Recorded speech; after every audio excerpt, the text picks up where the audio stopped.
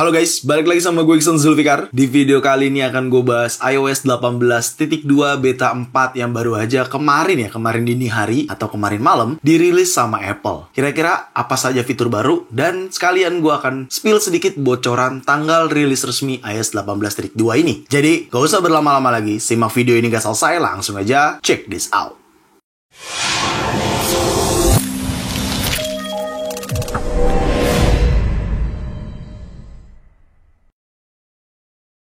Ya, jadi kemarin malam atau kemarin dini hari ya, Apple merilis iOS 18.2 beta 4. Dan ini dalam versi developer beta serta public betanya. Jadi buat teman-teman pengguna public beta, update juga ya, karena ini isinya sama dengan yang ada di video ini, gitu. Apple tidak hanya merilis iOS 18.2 beta 4 aja, melainkan Apple juga merilis iPadOS 18.2 beta 4, macOS Sequoia 15.2 beta 4, watchOS 11.2 beta 3, tvOS 18.2 beta 3, dan visionOS 2.2 beta 3. Nah, berikut tadi adalah jajaran operating system Apple yang dirilis secara beta program dan public betanya juga. Gue disclaimer dulu, ini masih beta version alias iOS uji coba. Jadi kalau kalian merasa, kok gue belum kebagian bang? Ya karena ini untuk pengguna yang sudah join terhadap developer beta program atau public beta program. Seperti itu. Oke? Yaudah, kita mulai videonya. Oke, gue mulai dari build number terlebih dahulu. Build number yang ada pada iOS 18.2 beta 4 ini, kalau kita pergi ke setting, general, about, lalu pilih iOS version. Nah, ini dia build numbernya. Build numbernya ada di 22C5142A. Nah, build number ini yang ada untuk iOS 18.2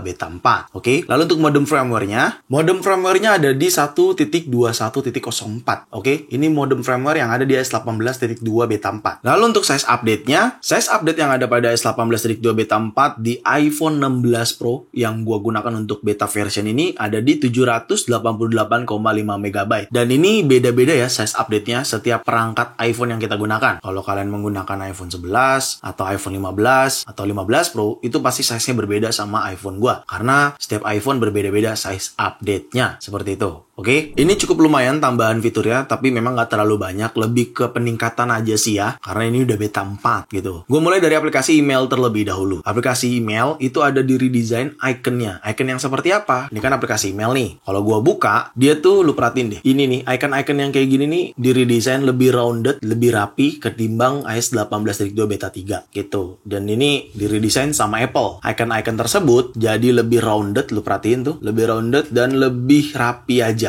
Seperti itu. Dan tidak hanya itu juga ya, Apple meningkatkan notification terhadap aplikasi email. Jadi kalau kita pergi ke setting, dalam aplikasi setting, gue ke menu notification di sini, lalu gue cari aplikasi email atau aplikasi mail yang ini aplikasi mail, lalu gue scroll ke paling bawah, adanya customization atau customized notification. Terus ketika gue tap, di sini ada settingan atau pengaturan tambahan untuk aplikasi email, di mana lu bisa all unread message atau unread message in primary gitu ya, dan setiap account email yang lu taruh di aplikasi email itu bisa lu customize lagi notifikasinya atau notificationnya seperti itu ya. Dan bahkan di sini juga ada primary inbox, remind me gitu. Jadi intinya ada tambahan settingan di notification terkait aplikasi email seperti itu. Oke, lanjut ke fitur selanjutnya. Fitur selanjutnya ini sebenarnya gimana ya gue jelasin ya. Gue coba sih nggak ada, tapi ini berlaku kayaknya untuk pengguna account Uni Eropa. Jadi kalau kita pergi ke setting, kita scroll ke paling bawah ke apps atau menu apps ini nih. Ini yang paling bawah menu apps. Dan di sini adanya default apps. Nah, ini yang gue mau kasih tahu ya. Kalau default apps ini memang mengalami peningkatan. Jadi ketika buka, ini kan ada email. Email nih aplikasinya lu mau yang berbeda juga bisa gitu. Aplikasi message juga sama. Lu mau yang berbeda, aplikasi message-nya juga bisa. Default apps-nya. Lalu browser app. Nah, di sini browser app lu bisa menggunakan yang lain sebagai default browser lo di iPhone lo. Lalu misalkan password and codes, di sini juga lu bisa menggunakan apps pihak ketiga lainnya kalau lu memang pengen menggunakan gitu. Jadi dia yang jadi aplikasi defaultnya seperti itu gitu. Tapi yang gue mau kasih tahu apa yang nggak ada ya, karena harusnya ada nih di bagian bawah app installation, tapi ternyata itu buat pengguna atau Apple ID atau iPhone yang memang regionalnya itu Uni Eropa. Contohnya seperti pada gambar di sini, harusnya ada menu tambahan lagi di bawah seperti gambar gambar tersebut, app installation, seperti itu. Cuman ya gue nggak kebagian ya karena memang iPhone-nya juga dan account Apple ID gue juga tidak Uni Eropa gitu. Dan ngomong-ngomong default app, Apple juga menambahkan menu di aplikasi-aplikasi yang memang berhubungan sama default apps. Contohnya message yang tadi udah gue mention di awal. Misalkan di sini kita ke aplikasi message di sini ya. Ini aplikasi message. Ketika lu tap di sini ada default messaging app. Jadi bisa terpisah tuh ya sama menu yang tadi. Sebenarnya fungsinya sama. Ketika lu tap ya intinya lu memilih aplikasi menjadi default atau aplikasi tersebut jadi utama untuk menggunakan message seperti itu. Dan ini berlaku juga ya ke Safari gitu ya. Kalau misalkan kita pergi ke Safari di sini, nah ini Safari default browser app-nya sama gitu. Jadi ditambahkan menunya di dalam aplikasi settingan tersebut. Meskipun di menu atas ini juga udah ada default app gitu. Tapi Apple menambahkannya dan ini hadir di S18-2 beta 4 seperti itu. Lanjut buat pengguna iPhone 16 series ada tambahan settingan di kamera kontrol terkait S18-2 beta 4 ini. Jadi kalau kita pergi ke kamera, ke menu kamera masih dalam settingan ya. Dalam settingan seperti ini kita ke menu kamera, lalu kita pilih kamera kontrol ini. Nah, di sini kan kita bisa customize ya. Kamera kontrol ini fungsinya ke aplikasi apa? Ya, mau Instagram bisa dan lain sebagainya. Tapi yang ditambahkan sama Apple yaitu di bawah accessibility. Jadi ketika lu tap, dia akan langsung masuk ke menu accessibility di mana ada settingan lagi atau konfigurasi lagi tambahan sebagai accessibility gitu. Jadi ya intinya ini untuk penggunaan tambahan lagi seperti itu. Lanjut, Apple meningkatkan terkait fitur Apple Intelligence yaitu visual intelligence-nya. Jadi ketika gue tap and hold kamera kontrol seperti ini, dia akan langsung menjalankan visual intelligence, tapi bedanya bukan di situ. Bedanya adalah, gue contohin ya. Misalkan gue foto produk ini, gue ambil seperti ini ya. Set. Oke, dan di sini tuh ada ask ya, ada ask. Di sini ketika kita pilih bertanya, atasnya adalah asking ChatGPT seperti itu. Dan dia akan langsung memberikan informasi terkait gambar yang sudah tadi kita foto atau kita ambil gitu ya, atau dideteksi sama visual intelligence ini gitu. Jadi dirubah tulisannya menjadi ask ChatGPT seperti itu. Ya karena memang sudah terintegrasi ya. Misalkan dalam mode seperti ini lu pilih X juga, dia akan langsung berjalan tuh ya tanpa harus lu jepret fotonya. Jadi kalau tadi kan yang pertama kali gua kasih tahu kita foto ini kan, dia baru mendeteksi. Tanpa lu harus foto, lu cukup pilih atau klik yang menu X ini, lu tap seperti ini.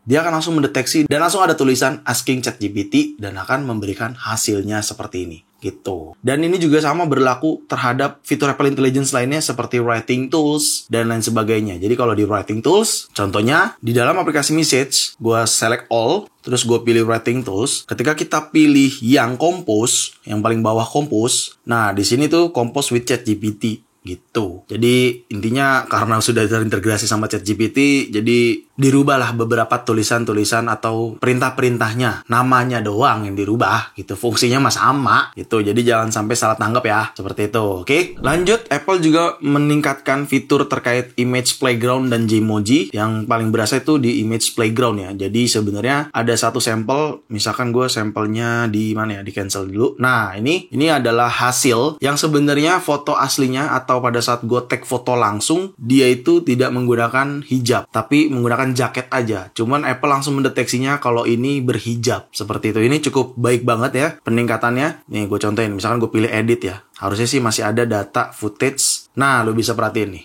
Oke.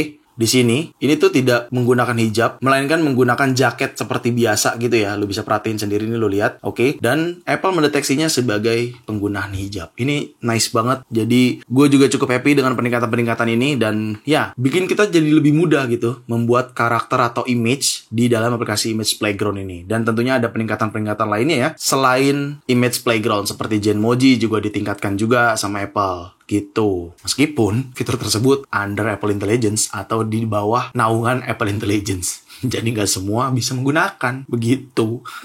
Overall tapi gue happy dengan fitur ini karena ada peningkatan. Padahal gue berpikir bakalan gak kedeteksi. Ternyata Apple langsung ngerti, oh ini memang berhijab. Kebenaran sampel foto ini. Dan ini kan people ya, orang ini memang berhijab. Jadi Apple langsung mendeteksi kalau ini menggunakan hijab. Ini cukup ngebantu banget sih. Nice. Lalu release notes yang ada pada S18-2 beta 4 ini. Release notes yang ada pada S18-2 beta 4 ini cukup banyak ya. Karena ini masih beta version. Jadi perlu peningkatan juga adanya ChatGPT integration tuh ya. Jadi isunya diperbaiki sama Apple. Apple, Find My App, aplikasi message, stiker, ya kan, Swift UI, dan masih banyak lagi gitu. Dan ini adalah dokumentasi atau apa ya dibilang ya, dokumentasi sih. Dokumentasi perubahan yang ada pada S18-2 beta 4 ini gitu. Itu tadi gue jawab fitur-fiturnya. Sekarang let's talk about performance. Nah, jujur performance dan baterai di S beta version ya gue sih nggak terlalu harap banyak ya, karena gimana ya, lu mau berharap banyak gimana, orang namanya beta version gitu ya, pasti ada kendala, ada aja bugnya gitu ya.